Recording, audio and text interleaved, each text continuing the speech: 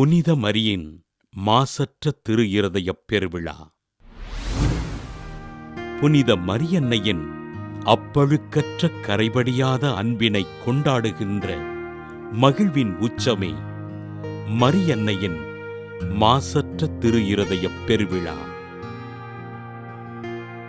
கனிவான இதயத்தினை கொண்ட புனித மரியன்னை தன் வாழ்நாளில் அனைத்து மனிதரையும் தாயுள்ளத்தோடு அன்பு செய்து அரவணைத்தார்.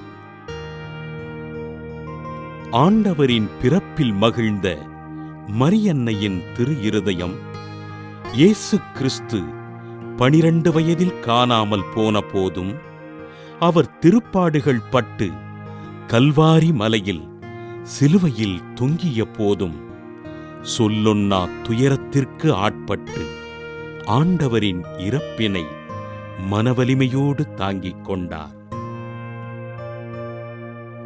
இவ்வுலக மக்களின் மீட்பிற்காக தன் வாழ்நாளில் பெரும் துன்பங்களை அமைதியோடு தாங்கிக் கொண்டு நன்மையினைச் செய்த அன்னையின் மாசற்ற இருதயத்தினை புனித மெட்டில்டா, புனித கொட்ரூட், புனித பிரிஜிட் போன்றோர் போற்றி வணக்கம் செலுத்தினர். 17ஆம் நூற்றாண்டில் வாழ்ந்த புனித ஜான் யூட்ஸ் மரியன்னையின் மாசற்ற திரு இருதயத்திற்கு ஜெபங்களை கட்டமைத்து மரியன்னையின் மாசற்ற இருதயத்திற்கு விழாவினை கொண்டாடினார்.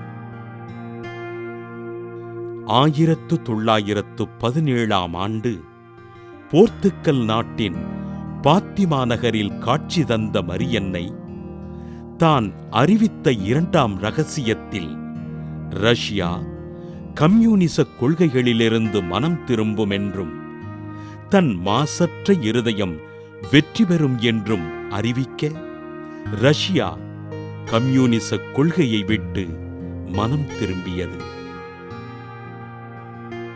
உலக நாடுகளில் பரவலாக கொண்டாடப்பட்ட மரியின் மாசற்ற திரு இருதய திருவிழாவினை திருத்தந்தை 12ஆம் பத்திநாதர் 1942ஆம் ஆண்டு திருச்சபை முழுவதும் கொண்டாடப் பணித்து இவ்வுலகினை அன்னையின் திரு இருதயத்திற்கு அர்ப்பணித்தார்.